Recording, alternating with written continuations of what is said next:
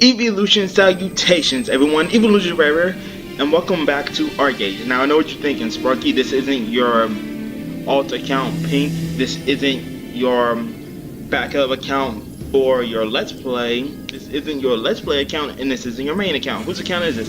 Well, this is an account I made long ago for someone who's very close to me. I will not mention who she is in the video because I'm pretty sure she would just be embarrassed and stuff. But really, it's more of she'd be thinking I probably would embarrass her. And to be honest, I probably would. But I decided to jump onto this account because she has witchcraft, and for part of what I'm about to show you guys, witchcraft can come in very useful. Now, this episode is going to be showing you guys a little bit about the mistsong summon dungeon. It's a level 55 only dungeon. So basically, before you can even start coming here, you have to be level 55. What I'm going to be showing you guys is, when you come in here, you don't have to do the dungeon. What you can do to, like, basically this is something that all level 55 players can do. There are these things called the porcelain jars inside this dungeon that you can open in here to get jade shards. Now, I'm going to be showing you locations in the game where you can find them. Unfortunately, there's not one right here. What you'll want to do, for instance, check the Onis, because sometimes there'll be a jar spawned in the middle of their room. Now, the jars are not always there, unfortunately. Sometimes you'll find them, sometimes you won't. Sometimes you'll only find a few of them. You need to open 6 jars in order to make 1 jade ore. Because it takes 12 jade shards to make 1 jade ore. So you need to... Honestly, I hate running through this part. Anyway, you need 12 jade shards to make 1 jade ore. So you need to open 6 porcelain jars to get it. And once you got it, you can get an assortment of items. There could be abyssal shards, abyssal crystals, a random lunarite, and sunset port stones. Now this is something very, very big because the abyssal shards, abyssal crystals, lunarites, and the port stones and everything that the jars can give you are very useful in here. Most of it is used for crafting, and the sunset port stones is something you'll definitely need. Well, sunset port stones and abyssal shards are something you'll really need if, for instance, like most mounts in the game, with most starter mounts, with the exception of I think possibly the boar and the Pangolia, which are the, I want to say, dwarf, and I know the Pangolia is the warborn mount, but I think the dwarves is what gets the boar. But the other races, their mounts can be upgraded. See, like for this account, she has a sand-made snowline. Now, I forget if it's level 50 or 55, but you get the mount to that specific level, and you can then craft an item, a specific anima for whichever mount it is, which will upgrade it to a Gallant mount. Now, the Gallant mounts are faster than the original and provide a new skill, I think.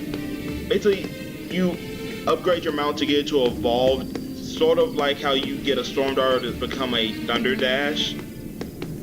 Only it's not much of a change. Here's 1 porcelain jar. Again, you need to destroy 6 of these. Now, a good thing to have when dealing with the jars near the Onis. Now, every character has this, so of course you can always just go in and shoot it. You can get out of here without using the Shadowplay dropback, but dropback is a very useful thing to have in here. It just provides an instant get out. Because the Onis will destroy you. If you're not with a full, this is a dungeon you need a full team for. If you don't have a full team, you're in here by yourself, the dungeons will destroy you. Like, the mobs here will destroy you. Just one mob alone is enough to wreck you in this dungeon. Unless you have some really good gear, which I unfortunately do not have any knowledge on gear. If you want to know anything about gear and stuff, I suggest you go over to the Paradox Gaming Network channel. If I remember to, I will leave a link down in the description below about them. But head over to that channel, the website. You can get a lot of helpful information from there. But yeah, basically you'll want to check the Oni's. Now I'm not going to check all 3 rooms. I prefer to check the Oni's room whenever I get to the specific path. Also, for that little lantern thing, you have to auto attack it or just do a physical attack in order to get it to open up that. But yeah, I'm just showing you the places I know where these things can spawn. Sometimes they don't spawn there, and I don't know if that's all the locations they spawn at. Yeah, sometimes there'll be one hidden along the rocks here, and then there's also sometimes there'll be one around the waterfall. Again, they don't always spawn, so there's not a 100% chance you'll be able to find 6 of these, but that's okay because this is a dungeon. I don't know what the max entry of times is, because, well, there are 2 free entries, of course. Like, most dungeons have 5. This dungeon only has 2. But the payoff is, I did not mean to put that. Anyway, the payoff with this is, though, that, with this dungeon, you can craft little items that will allow you to enter this more than once. And I think the more that items you have, the more times you can enter. But this is the part where witchcraft will be useful. That guy right there. First, is there a jar down there? If I can just move this. Okay, there's no jar right there. Unfortunately, we've only opened 1 jar. I don't think we'll get all 6 needed. But again, like I said, that's okay, because you can always exit out the current run and come back in. Now, I'm going to show you a way you can actually deal with this guy that I've seen this person do before. Now, what you want to do, if you have level 55 witchcraft, summon the Wailing Dead on the bridge to get his attention. Now, it's going to be focused on the Wailing Dead, so it won't attack right now. Now, this person has archery and they have snipe, so of course that helps a lot with hitting them. Now, I personally don't know if you'd be able to get close enough to hit him so your Wailing Dead can target them, but basically what you do is you get them locked onto the Wailing Dead, you hit them, and then you just dip. You get right out of there and just let your Wailing Dead attack them.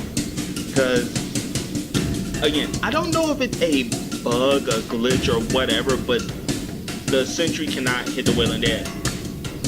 Now, of course, that will not work against enemies like this. I mean, there is a sentry lantern right there, but the problem is he has 2 other mobs there for backup, or really 3. Like, he's not alone, so they're also going to jump in on the Wailing Dead to attack, and then they're going to come after you. So that's really the main problem with that. This guy, he's all alone. He has no one else to help him fight, so the Wailing Dead can just attack him. And since he can't attack the Wailing Dead, all you have to do is just sit back and let the Wailing Dead kill him. I mean, if you want to, you can jump in, but the his arrow rain does a lot of damage, especially since it hits you multiple times, and it can just completely wreck you.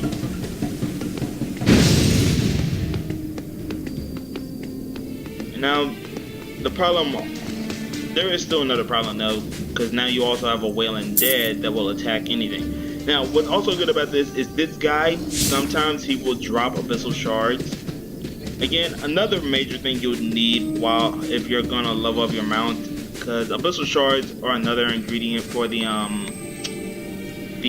You need 144 abyssal shards. One sec. There's no jar over here, unfortunately. And I know I've checked down here. Now, what's good is that guy will not respawn, so you can literally just run up and down that thing all you want. Now, if you want to double or triple check areas to make sure there's no jar here. So let me see. Oh look, what's another bad thing is if you're under attack by an enemy, I do not think stealth will work. From what I've experienced coming in here a few times to do it, stealth, when you're under attack from the mobs like these guys that are out here, when you're attacked from guys like these right here, your stealth will not work at all. Like, you can try to use stealth, and you'll be stealth for like a millisecond, and then it immediately puts you out of stealth. So they're still locked onto you. I don't know why. I don't know if that's a glitch or just how this was made. And yeah, I'm not going back for the Wailing Dead. I'm sorry, but you see, yeah, that's exactly why. I'm not going back for him. Let's test it. Okay, so stealth actually did work this time. Thank you. Yeah, that's the problem with the Wailing Dead. Again, they attack everything. Anything that is an enemy. That's stuck. Okay, thank you. Yeah, anything that is an enemy, if it gets within its aggro range, it will just immediately attack it. So, if you're coming through here, if you use that strategy to get rid of that enemy, make sure to be careful when running back with your Wailing Dead. Normally I don't check down here because there's usually not. Honestly, I'm pretty sure there's nothing down there because that whole area down there is just one big safe zone. Well, not really a safe zone, but you can't attack, so there's no point in me going down there. Especially since if I could see the guy's name, I would see the porcelain jar's name tag. Again, we've only opened one. Actually, oh. Okay, it looks like they already had some, so I can show you a jade, I can show you a jade orb and everything. But, you know, actually, question, do I want to exit out and then come back in? Now, I'll just see if I can, you know, what I'll probably do is just look to see if I can find one more jade jar, well, porcelain jar. Actually, no. I know what I'll do. I know what I'm going to do. I'm going to show you guys all the locations I normally go to. And then, if I have enough, I'll open up the jade orb. But if I don't, I'll just exit out and then come back in for the second run. Okay. Now, this is going to be the last path. Again, I don't know if there's any along these paths, like this one. I don't know if there's anything along those paths because those are blocked off and the only way to open them is to actually go through the dungeon, which I don't have a team for. Well, I could try to see if maybe some of the guild I'm in would help, but that'd probably be for another day. This dungeon, again, is extremely tough. You need a lot of potions, like buffs and stuff to probably get through this. You probably will need a lot. I don't know. I've personally never done the dungeon myself. Okay, there's still nothing there. But yeah, actually thinking about it, we might not get all 12 on this, so I might have to do the thing. Well, might have to come back, but we'll see. Now, the jars can also spawn on these roads. Although, again, like I've said before, they do not always spawn. But the jars can spawn on the road. Also, probably would be a good thing. There are these random buffs along the side with these people here. It probably is a good thing to pick those up. That one I know is good to pick up, as well as one which once we get across this. So now this is part I hate. I hate this. One, because of that, like, because the things move, you only have a short amount of time to get off. Two, because literally, if you fall off of this, you have to start right back from the beginning.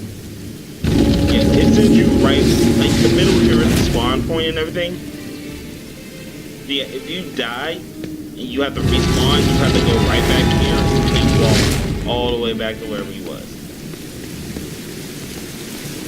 I mean, there are some portals around, but now, you also want to pick up this, because behind these things are enemies that cannot be killed, and they just shoot orbs at you that do a lot of damage. Now, a good way to get past them is to basically, if you have Songcraft, there is a skill that increases your movement speed. I suggest using that. If you got Shadow Play, Freak Runner is also an advantage. Just jump over that rock and just continuously jump over here until you get to this side. Now, there are two more places where the jars can spawn. Well, really three, because it can spawn right here, but seeing as it's not right here, there's only about two more places that I know that can spawn, and they're both over here. So we'll have to make our way past once this guy walks by. Like, these Shade Hunters are what I normally have the problem with. I'm going into stealth. Excuse me, I had to hiccup. Okay. Going into stealth. Just trying to make sure they don't see me. No. Ah, there it is. Now, one of the spots is right up here. It'll just be sitting right around this area. And then the last spot is right here. And that's pretty much all the spots that I normally go to, and I'll find jars. I don't know if there are other places, again, because I've never explored the full extent of the dungeon. But with that, we've now got 12 jade ore pieces. And it doesn't cost any labor to open it, so that's a big plus. You take 12 pieces, it becomes the jade orb, and you open that, and see, sunset port stones, a very useful item if you're trying to go for the mount, because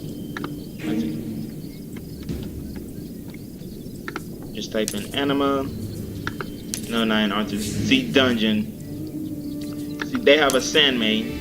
Yep, you'll need 28 sunset port stones, 144 vessel shards, prime lunarite. You can get lunarite by opening crates, and well, you can get the regular lunarite that you use to make this by opening crates and other things. Topaz, which can be found by mining Fortuna veins, and then the heat of eternal summer and eternal winter chill. These can be achieved by going through dungeons. I know for a fact that starting with the Hater Farm dungeons can start dropping this, and then greater dungeons will drop these for sure. So with that, that's just my little show of any level 55s. If you want to start gathering some materials, like stuff you'll need for this dungeon's weapons and other kinds of things, you can just go through and open the jars. You don't have to do the dungeon. And also just a small little trick on how to get past that one annoying lantern. So if you guys have enjoyed this episode, make sure to leave a like, subscribe, and until next time, this is Sparky signing out.